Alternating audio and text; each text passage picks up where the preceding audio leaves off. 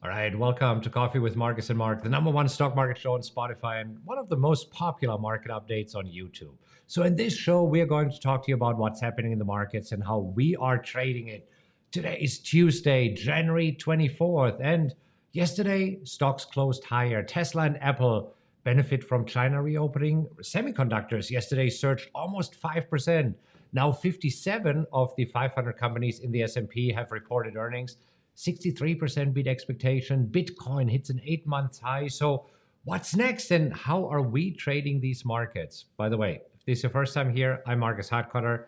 This super smart guy over there is my head coach, Mark Hodge. And we're real traders who trade live accounts. So, we got a lot of trading experience and we're showing you how we trade these crazy markets. So, trust me, we know our stuff and we're not afraid to tell you like it is. So, if you're here to look for some honest insights into the fascinating world of trading, you're definitely in the right place. And with that said, let's hop over to the S&P 500, Mark, and a really good day yesterday.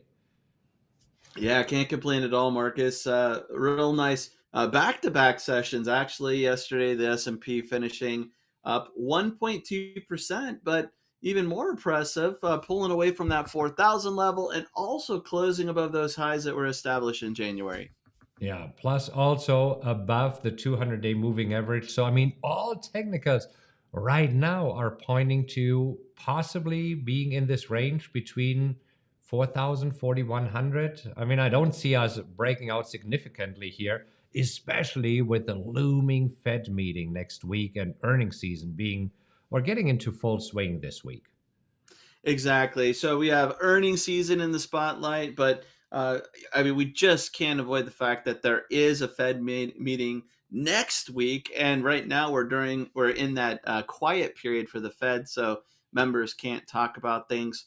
But hey, nonetheless, stocks went a rally, and then we had an interesting morning this morning. Yeah, absolutely. Let's actually talk about that first because there was not a whole lot going on the economic calendar. I mean, flash services PMI came out a little bit better than expected, but as said, wow, there was some excitement this morning, so that all of this went basically into the background. And here's what Yes. happened. Yeah, go ahead. So here we are. We're with our mastermind members doing a call, our Tuesday morning check-in call, looking for opportunities together. And a mastermind member mentioned Wells Fargo. WFC is the ticker, and how things look pretty weird. Like, what a huge move with Wells Fargo. And then I'm going through a list looking at different opportunities that we might consider trading. And Nucor and UE, similar scenario. MasterCard, also MA. And we realized there's something wonky going. Like this is a normal market move. This is a data issue. It seemed like it could be exchange related, and that was exactly it, Marcus. Yeah, exactly. Because we couldn't see anything like this mirroring in the indices. And if we had some crazy news coming out, I mean, we would see this in the indices. And this were nothing like this. And then we heard that it is actually the New York Stock Exchange that had a data problem. Dozens of stocks being halted. It has been resolved, but it was a pretty big issue because of this volatility. You see, when you see volatility like this, by default, stocks are being halted because we assume that there's some news moving in. So, and it was mainly Dow Jones stocks that were affected. Yeah, it was really interesting, and so you typically don't have halts taking place, but it is a mechanism in the market to slow things down if there is just these extreme moves. We haven't heard exactly what was going on, but it definitely made for an interesting morning trying to figure out what was going on. It didn't really lead to a trading opportunity because we had option spreads widen, and actually options markets were showing us that this probably isn't true with where we had premium in the options market. Nonetheless, it was something you don't see every day. Yeah, definitely. And this were also, there was a lot of confusion in the first 30 minutes of trading where traders said, okay, what's happening here? Some of the stocks, I mean, McDonald's, Verizon, all of them were affected, are all over the place. And we talked about it with our mastermind members. I mean, if I were a hedge fund responsible for moving hundreds of millions of dollars and I have a few dozen traders, I would tell them, okay, y'all take a break right now. I mean, y'all grab some coffee until we know what the heck is happening and we get reliable data. Because until now, the data still hasn't been corrected, which is quite normal, right? I mean, this will be corrected by the end of the day. While right now officials are still trying to scramble and figuring out what happened and which of this data will we allow and which one will we roll back. Also, potentially, if any trades have been taking place there, they could be rolled back, right, Mark? Exactly. So they'll scrub the data and they could bust some trades that were put or were actually executed in a market that wasn't providing quotes that were accurate. So we'll see how it all works out. But interesting morning. Yeah, and this is why, again, as we said, on the economic calendar, we did have the flash services PMI coming better than expected, but right at the point where everybody was just scratching their head and say, "What the heck is going on here?" Yeah, and remember too, with these flash PMI readings, yes, it was higher than expected, but the key is that 50 level because below 50 is going to be contraction versus expansion above 50. So even though it was a little higher than expected, I don't really consider this like a real positive or a strange thing because we want to pay attention to that 50 mark. Yeah. So, anyhow, we'll look at our trades. Right now, it seems that markets are finding their footage and moving slightly higher. I mean, we are right now trading in all three major indices around the unchanged mark from yesterday. Because, again, I wouldn't be surprised if today trading volume is a little bit lighter because with the data issue, you don't have reliable data of how certain stocks opened and traded in the first few minutes here. Yeah, that could definitely be true, and until that gets officially resolved, and there's comment on what took place, what actually happened. Yeah. Well, we'll take a look at our trades and opportunities that we were looking at here in just a moment. But one thing I want to mention, because I mean, Bitcoin, geez, Bitcoin right now hovering around 23,000. I mean, it was just a few weeks ago as low as 16,000, then quickly climbed up to the 21,000 level, was trading around 21,000, now trading at levels that we haven't seen since August last year. Pretty impressive move. What's that? 4 or 5 month highs there. Yeah. It's the momentum seems to have slowed a little bit, but what a big move there. Gold, Marcus is also hitting highs that it hasn't seen since April. Not the extreme move that we have in Bitcoin, but interesting to see gold at And these that's highs. interesting because gold is considered to be the safe haven, right? And I mean, this is where you would think, okay, is the recession on the table? But then you also see stocks rallying. And I think with gold, it's just a matter that gold is still catching up because gold hasn't moved a whole lot over the past 2 years in a very narrow range of 1700 to 1900, basically.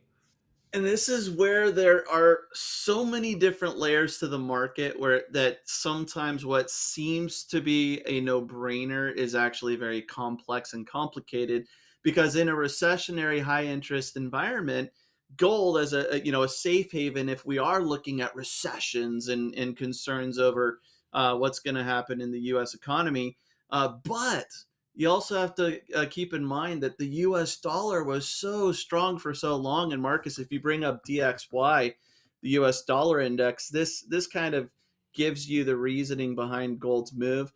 Because when the dollar is strong, metals are weak and vice versa. Now we see the dollar index coming down and gold's finally making that move that you would expect in this type of environment. Yeah.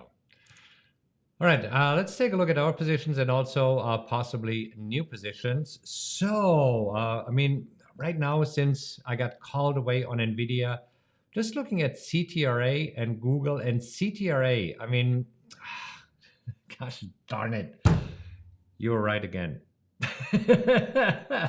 So yesterday, you sold calls against our existing position. I said, no, I see that we're moving higher here. I'm holding out a little bit. And then this morning, at first, I thought, oh my gosh, we were trading as high as 26.20. And I thought, I was right. But then CTRA, also one of the stocks that was affected by this craziness with the New York Stock Exchange. So not as crazy as the others, but so quickly pulling back. I mean, this was within a few seconds. And ever since, yeah. Dang, did I miss this one again? My time It's is coming. only Tuesday. It's only Tuesday. Yeah, we'll have to see, but I'm happy that I sold calls yesterday. Yeah, so you sold calls last week. You sold calls yesterday. I was holding out a little bit. Missed it last week, and we will see what happens here this week. So don't have any calls sold against my existing position. Google, I mean, yesterday, great run. Also this morning, looking good, pushing higher. Now, you got assigned at 104. I got assigned at 108. So for you, it needs to move probably above 100, taking out yesterday's high. Then you might be able to sell calls against your existing position. Yeah, I was keeping an eye on those 104 calls yesterday, and there was some decent premium there. Not enough to get that 30% ROI that we like to get when we're selling calls. It came close, and I would say that at this point, we really probably need to get up to 150 cents. That should be enough. We'll just have to see, but this is on my radar for today. Yeah, definitely climbing back into call selling territory after being down here for quite a while, and we have not been able to sell calls. Now getting close. Will it happen today or sometime later? I mean, the big one today is Microsoft. So Microsoft is reporting earnings after the bell. The first of the big tech companies reporting earnings. Yeah, that will be interesting. Could set the tone for the remainder of the week. Um, yeah, Microsoft. We'll just have to see. We'll see.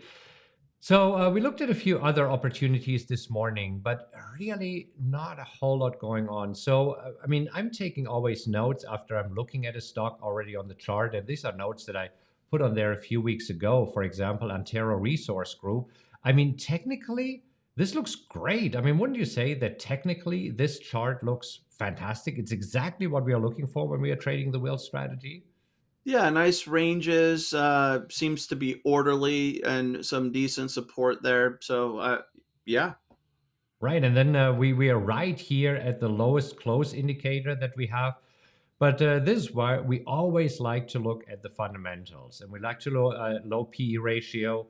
And this is where we see, if we look at the annual statement, that basically 4 out of the last 5 years they've been operating at a loss. And this is where I say, I don't want to have a company that is not growing, that is operating at a loss. And so when I determine this is when I'm putting a quick note on my screen. And you see here it says, look at the fundamentals, 4 out of the last 5 years operating at a loss, because it just makes it easier for me as I'm going through the stock. For example, the next one, EQT, another one, no, just technically, Mark, not looking too bad here, right? Yeah, it looks like we're breaking down into a lower range, but there's been some key support there holding up. So I would agree. Yeah. But then I found my note here, check the fundamentals, they're all over the place. So I took another quick look here. And even though we see a low P ratio that we like to see, and we see a dividend yield, so they're paying dividend, we see that quarterly it's all over the place, and the same annually. So again, losing 4 out of the last 5 years here. And this is where, for us, that would be a no. Because ultimately, with the wheel strategy, you want to actually trade stocks or sell puts on stocks that you do want to own, right, Mark?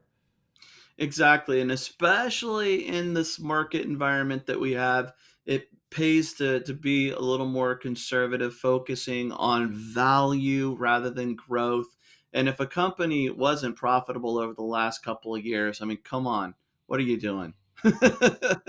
And this going back to when we look at the positions that we are in here, for example, CTRA, just to show you why we picked that stock over the others.